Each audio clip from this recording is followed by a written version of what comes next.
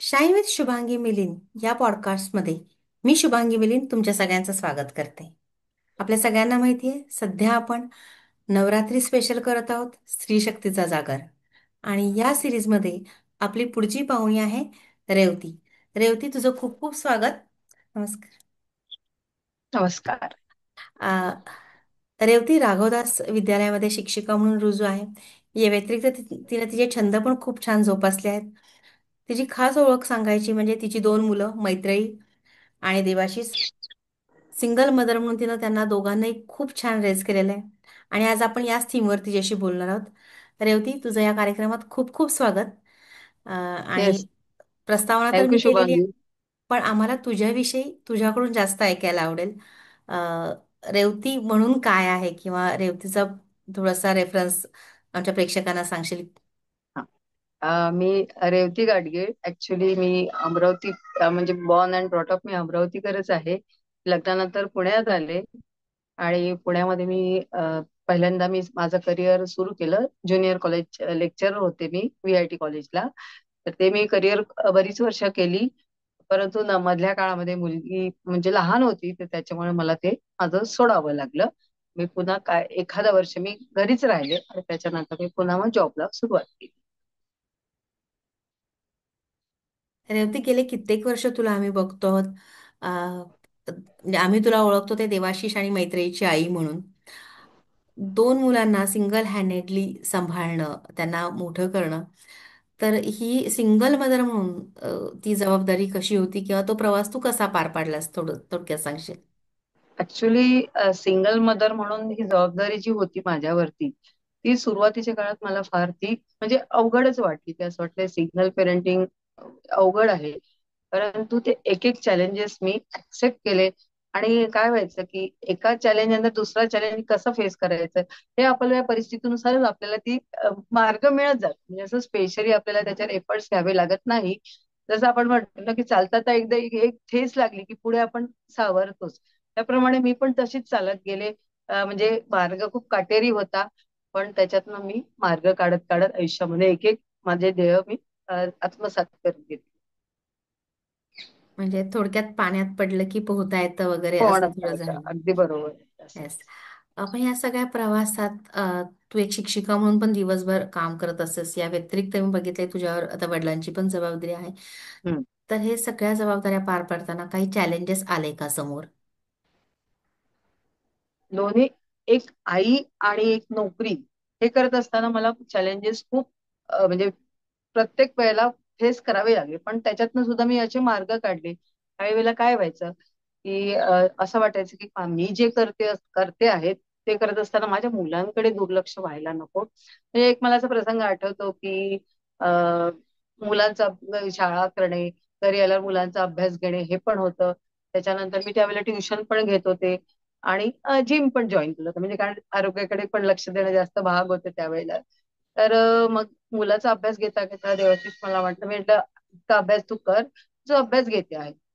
आणि मला त्यावेळेला जिमला पण जायचं. तर त्यावेळेला मग तो म्हटलं की मी तुझ्यासोबत मी जिमला येतो.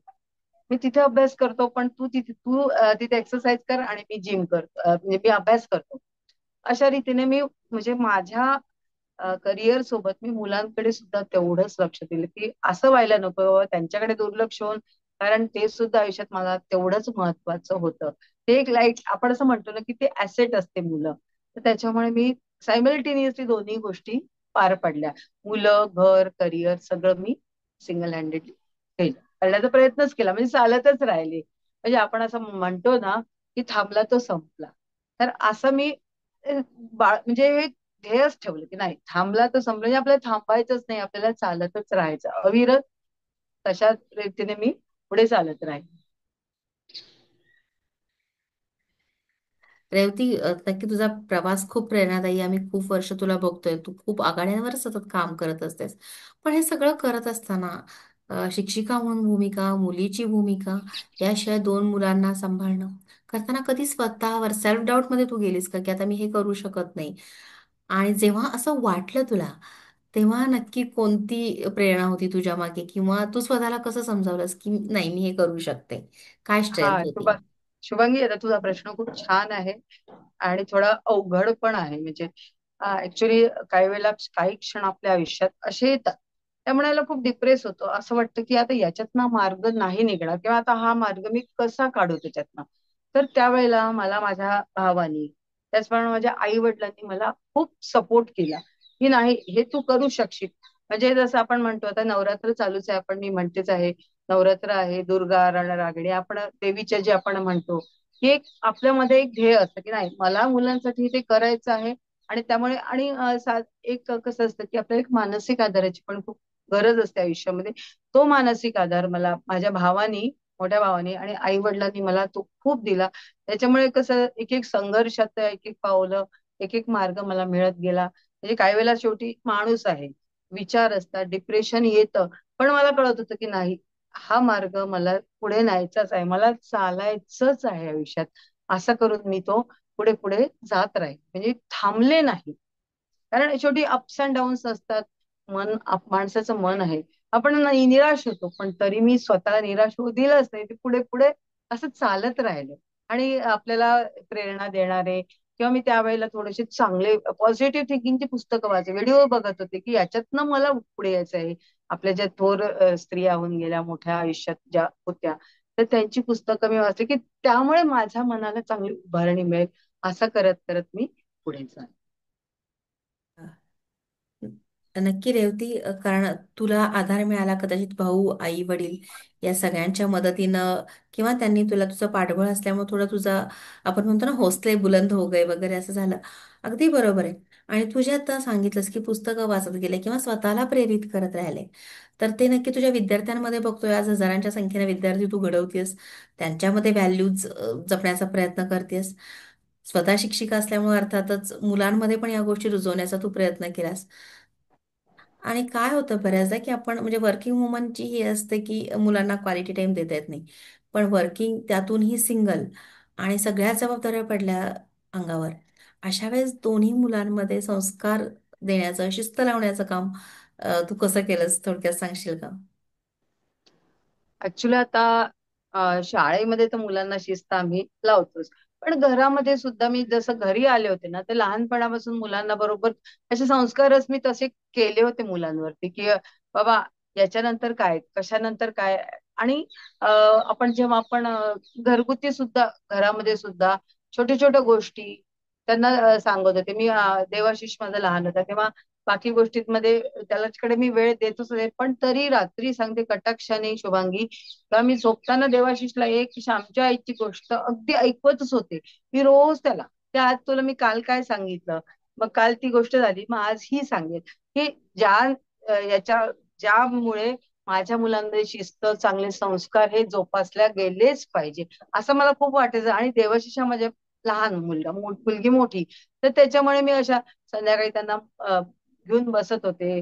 श्लोक, आपण रामरक्षा म्हणतो, अशा रीतीने मुलांकडे सुद्धा मी तेवढाच वेळ देण्याचा प्रयत्न करत होते, की आपल्या डेली रुटीन मध्ये असं नको व्हायला, तर नुसतं आपण बाहेर जातोय, की मुलांकडे पण तेवढीच आपलं कर्तव्य आहे. अशा रीतीने मी त्यांच्याकडे पण थोड्याशा गोष्टी किंवा श्लोक, की ते असं करून मी त्यांना पुढे पुढे हे करत आहे. अगदी बरोबर. रेवती, आम्ही हे सगळं बघतो. मैत्री तर खूप, म्हणजे अगदी आपल्या सगळ्या मैत्रिणीमध्ये सगळ्यांची लाडकी आहे मैत्रीण. आज लग्न होऊन गेली तरी सगळ्यांशी तिचा बॉन्ड तसाच आहे.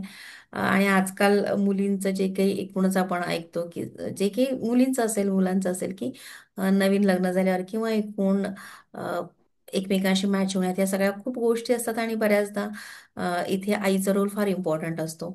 आणि तो तू खूप छान निभावतेस, त्यामुळे तिचाही संसार खूप छान चालू आहे. तर हा म्हणजे तिच्या या सगळ्या याच्यामध्ये तुझा रोल काय होता, की जेव्हा तिचा संसार चालू झाला आणि आता हम्म. ती, म्हणजे आता थोडक्यात ती बाहेर गेली बाबा, तिचं तिचं स्वतःचं आयुष्य सुरू झालं. मग यावेळेस तिला तू काय सल्ला दिलास, की आता पुढचं हा आयुष्य तुझं कसं असेल? हा आता माझ्या मुलीचं लग्न झालं, आणि त्यावेळेला मी तिला असा सल्ला दिला, की हे बघा, मी तर सांगितलं, मैत्री आयुष्यात संकट ही येतच असतात, छोटी मोठी कुठलीही संकट माणसाच्या आयुष्यात येत असतात, परंतु ती कुठलीही संकट आपण धैर्याने तोंड द्यायची. आता मला अजून पण आठवतं, की माझी आई आम्हाला लहानपणापासून सांगायची, का आयुष्यामध्ये तुम्ही असं बना की मांजराच्या पिल्लासारखं. मांजराच्या पिल्लासारखं बनणं म्हणजे काय? मी आईला विचारत होते, अगं तू असं नेहमी सांगते की मांजराच्या पिल्लासारखं आयुष्य, म्हणजे ती म्हणायची की अगं तुम्हाला कुठून पण फेकलं तर मांजरीला जर आपण वरून पण फेकलं तर ती चार पायांवर उभी राहते. त्याचप्रमाणे आयुष्यात छोटी मोठी संकट प्रत्येकाच्याच आयुष्यामध्ये येणार आहेत. तर ती पेलण्यासाठी आपण तयार असायला हवं. म्हणजे मी पण तिला म्हणत होते मुलीला की मांजराच्या पिल्लासारखं पण आयुष्यात, कारण स्त्री आहे. आता घरी आपलं माहेरी वेगळं वातावरण, सासरी आपलं वेगळं वातावरण असतं. तर तू सुद्धा धीट बन. कुठल्याही संकटाला घाबरायचं कारणच नाही. काहीही होत नाही, आपल्याला शेवटी मार्ग हा निघतच असतो. असं मी तिला नेहमी सांगत असते की काही, आणि त्याप्रमाणे ना असंच तिला वाढवलं की समोर जात राहायचं, मागं वळून बघायचं असतं, भूतकाळ हा विसरायचा असतो. पुढे भविष्यामध्ये छान छान गोष्टी येत असतात. आणि झालं गेलं, कालचं जे गेलं झालं झालं रात्री समजा आपण म्हणतो की ते पुढे नवीन आपल्या समोर खूप मोठं आहे. खूप भविष्य खूप छान असतं. गेल्या गेल्या गोष्टी झाल्या ते विसरून जायच्या आणि पुढे माणसाने चालत राहायचं. आयुष्यात खूप छान छान प्रसंग आहेत, छान गोष्टी आहेत, त्या आपल्याला अगदी आपोआप मिळतात. असं मी मुलींना, म्हणजे मुलांना असं असं सांगत आले की चालत राहा. छान मिळतात, सगळ्या संधी येतात आयुष्यामध्ये आणि आपण एक छान सक्सेसफुल आयुष्य जगू शकतो. खूप छान. कारण आजच्या युगात खरंच मुलांवर संस्कार घडवणं ही एक मोठी जबाबदारी आहे. कारण पुढची पिढी घडत असते. तू तर शिक्षिका म्हणून नक्कीच एक पिढी घडवतेस, पण घरात सुद्धा तुझी मुलं तू खूप छान डेव्हलप केलेलीस. पण रेवती, हे सगळं करताना एक सिंगल मदर म्हणून सोशल, फिनान्शियल किंवा फॅमिली अशा बऱ्याच लेवलवर तुला स्ट्रगल करायला लागलं असेल. हो. तर याच्यावर तू कसं ओव्हरकम केलं, थोडक्यात सांगशील का? आता बघ शुभांगी, आपले आयुष्यामध्ये रोल वेगवेगळेच असतात. घरी आपण आई, बाहेर मी एक शिक्षिका, मैत्रिणींमध्ये गेले ते मी एक चांगली मैत्रीण. तर तिन्ही म्हणजे प्रत्येक रोल हा वेगवेगळा असतो. तर त्याच्यामुळे मी असा पण विचार केला की आई म्हणून माझा हा रोल हा वेगळा आहे, की माझ्या थोडे जबाबदाऱ्या ह्या जास्त माझ्यावरती आहे. एक सिंगल पेरेंट म्हणून आपण म्हणूया की सिंगल पेरेंट म्हणून माझ्यावर ही जबाबदारी ही जास्त होती. पण ती पण मी तशीच ऍक्सेप्ट केली. तर कसं असतं, प्रत्येकाचा असा विचार केला की प्रत्येकाचं आयुष्य वेगळं, हो की नाही? तर त्याच्यामुळे थोडीशी परमेश्वराने म्हणावी की काय, आपल्याला जास्त जबाबदारी आहे, त्यामुळे आपल्याला ती पेलायची आहे आणि याच्यात ना आपल्याला मुलांना घडवायचं आहे. हा माझ्यासमोर मेन ध्येय आयुष्यात हेच होतं की मला माझ्या मुलांना कसं चांगलं घडवता येईल.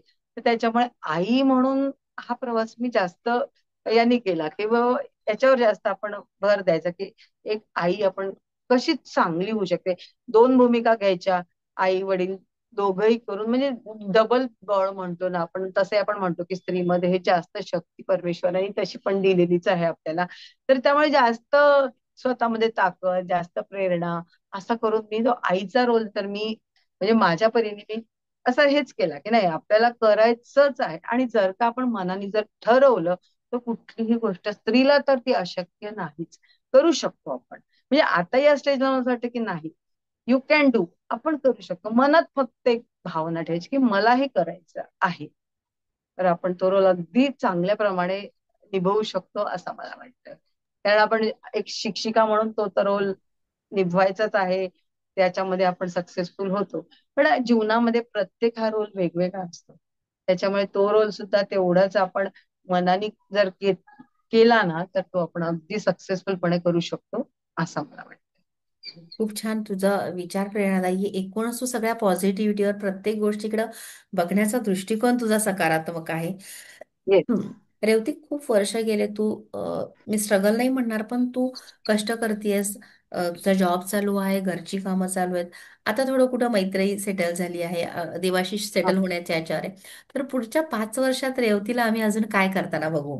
किंवा 5 वर्षात पुढच्या अजून काय करायचंय? कुठे बघतेस का 2030 मध्ये आता स्वतःला? 4-5 वर्षानंतर मी असं वाटतंय की मी म्हणजे आता मी समाजासाठी काहीतरी करावं. कारण आतापर्यंत आपण घरासाठी करत आलो, आपण एक जॉब करत आलेला आहे.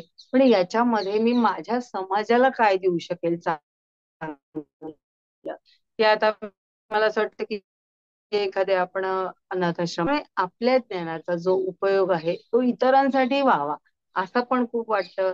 त्याच्यानंतर मी योगा पण करते. तर ते मला जे योगासनं येतात त्यांच्यासाठी छोट्या छोट्या मुलांना, सोसायटीमधल्या मुलांना ते योग केंद्र आहे तिथे जाऊन पण आपण करावं. किंवा अजून असं पण वाटतं की एखाद्या वेळेला जर म्हणजे मुलांसाठी अशी वर्ग घ्या, संस्कार वर्गामध्ये जाऊन त्यांना सांगावं की कशा छान गोष्टी असतात पहा, की त्याला खूप छान मॉरल असतं आपण म्हणतो ना, की मॉरल ऑफ द स्टोरी. तर काही काही गोष्टी आपण अशा शेअर करू शकतो की ज्या अनुभवांचा, आपल्या ज्ञानाचा इतरांसाठी सुद्धा उपयोग होईल, असं करायची माझी फार इच्छा आहे भविष्यामध्ये.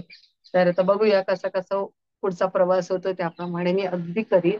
आणि मला पण असं वाटतं की माझा जर उपयोग इतरांसाठी झाला तर त्याचं खूप छान होईल. म्हणजे त्याचा समाजासाठी जास्त उपयोग व्हावा असं आता पुढच्या 5 वर्षात माझा तसाच विचार आहे की आपण असं काहीतरी समाजोपयोगी गोष्टी कराव्या.